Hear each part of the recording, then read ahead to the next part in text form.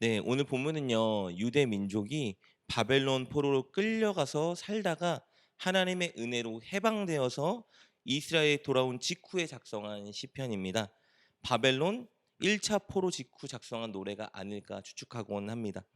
이스라엘이 바벨론에 의해서 멸망당하고 포로로 끌려갔던 이유에 대해서는 우리가 이미 시편 본문을 통해 몇 차례 살펴본 적이 있습니다. 그것은 이스라엘의 죄악 때문이었습니다.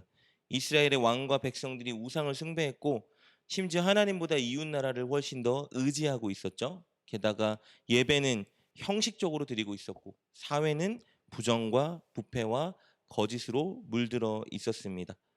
이에 하나님이 몇 차례나 선지자를 보내셔서 하나님이 회개하고 돌이키라고 권면하셨지만 이스라엘 백성들은 듣지 않았습니다. 그래서 결국 하나님은 이스라엘을 심판하셨는데요.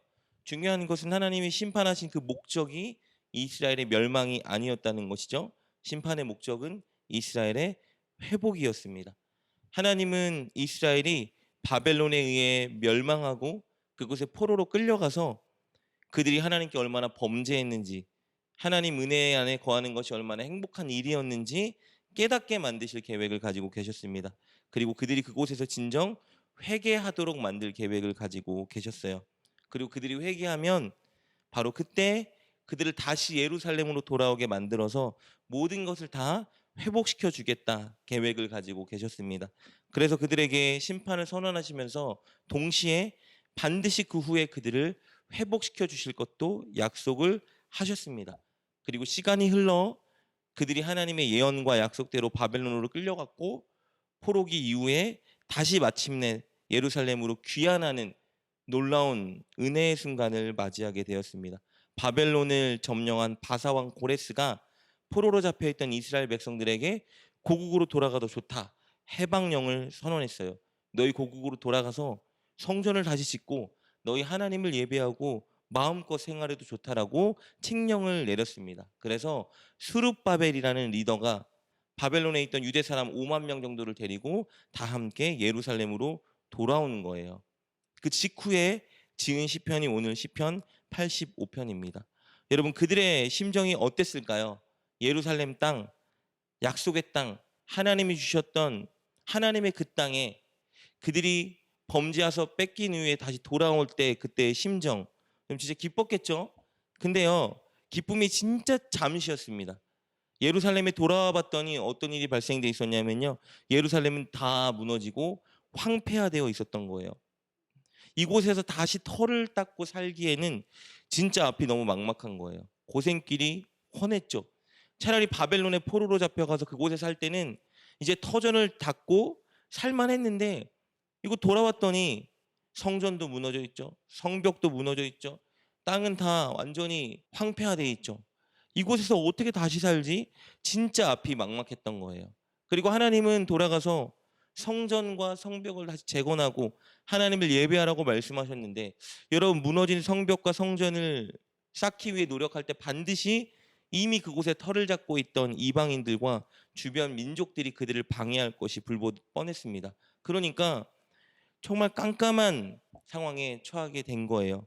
고국에 돌아온 이스라엘 백성들은 넘어야 될 산이 이렇게 많다라는 걸 생각을 못했었고 기쁨과 즐거움만 있을 줄 알았는데 막상 와보니까 여러분 정말 답답하고 막막한 현실 속에 무엇을 해야 될지 알 수가 없었던 상황입니다. 이런 상황에 절망적인 상황에 놓인 시편 기자가 하나님께 도움을 간구하는 것이 바로 오늘 시편 85편입니다.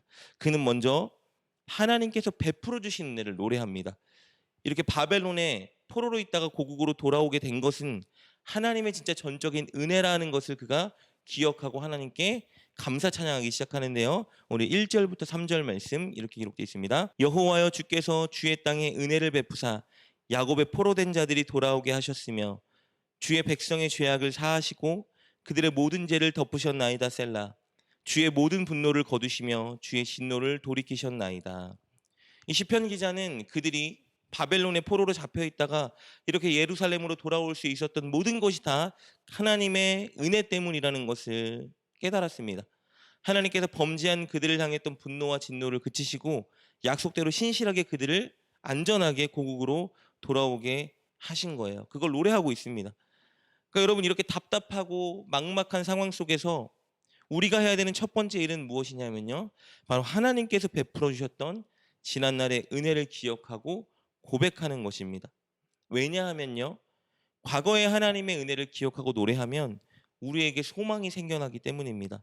하나님은 변함없이 신실하신 분이기 때문에 과거에 우리에게 그렇게 은혜를 베풀어 주셨다면 베풀어 주신 은혜만큼 오늘도 내일도 은혜를 분명히 베풀어 줄 수 있는 분이죠. 그러니까 하나님의 과거의 은혜를 기억하고 노래하면 오늘도 그렇게 역사하고 일하실 분이 그렇게 일하실 수 있을 거야라고 우리가 소망을 가질 수 있게 되는 것입니다.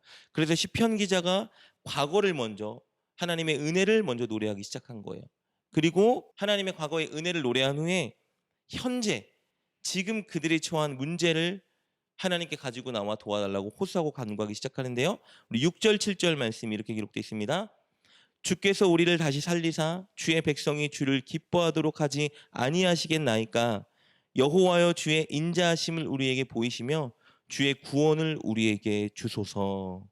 이렇게 과거의 하나님의 은혜를 노래한 후에 그 은혜로 오늘 지금 우리의 이 막막하고 답답한 현실을 하나님 도와주십시오.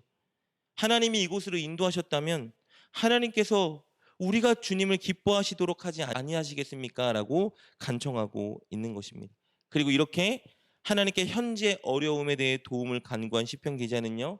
끝내 하나님이 도와주실 것을 확신하고 소망의 노래로 시편을 마무리하는데요. 12절 말씀 이렇게 기록되어 있어요.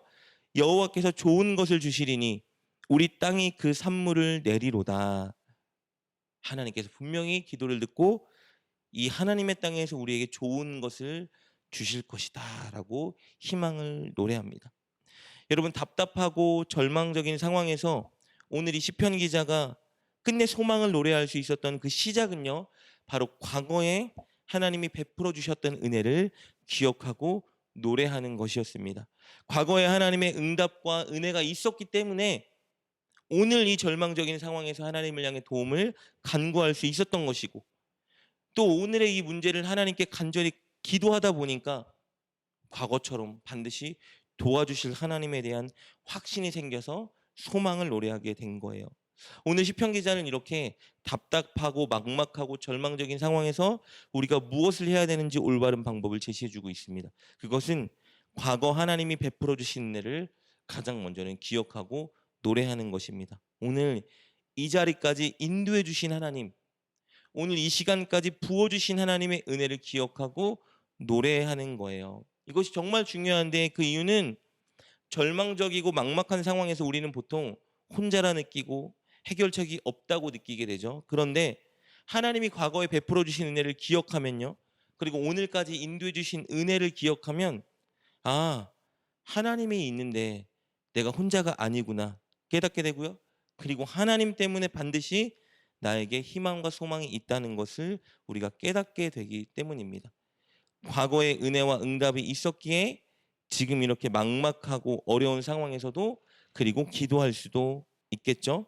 그리고 지금 이렇게 간절하게 하나님께 기도할 때 하나님은 우리 마음에 위로와 확신과 소망을 주셔서 우리 하나님께서 도와주실 미래를 노래할 수 있게 되는 것입니다. 결국은 오늘 힘들고 막막하고 좌절되는 현실을 버티고 이겨낼 수 있는 겁니다. 여러분 혹시 우리 지금 막막하고 어려운 현실을 마주하고 있다면 과거에 하나님이 우리에게 베풀어 주셨던 은혜와 응답을 기억하고 좀 노래하는 시간을 가졌으면 좋겠습니다.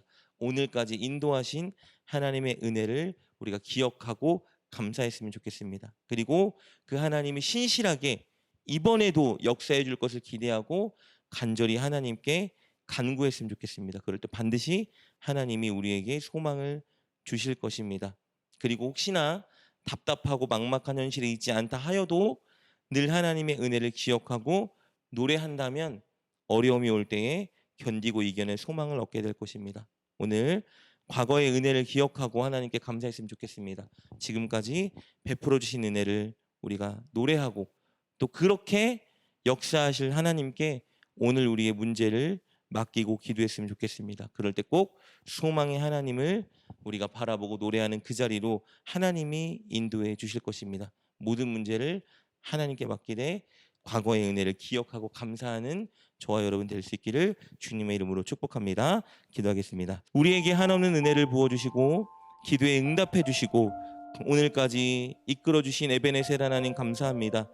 늘 하나님이 베풀어 주신 은혜를 기억하며 묵상하고 노래하는 우리가 되게 하여 주옵소서. 그리고 그 은혜로 언제나 동일하게 일하실 것을 믿고 막막하고 답답한 현실 속에 늘 주님을 의지하고 희망을 보게 하여 주옵소서. 예수님의 이름으로 감사하며 기도드립니다. 아멘.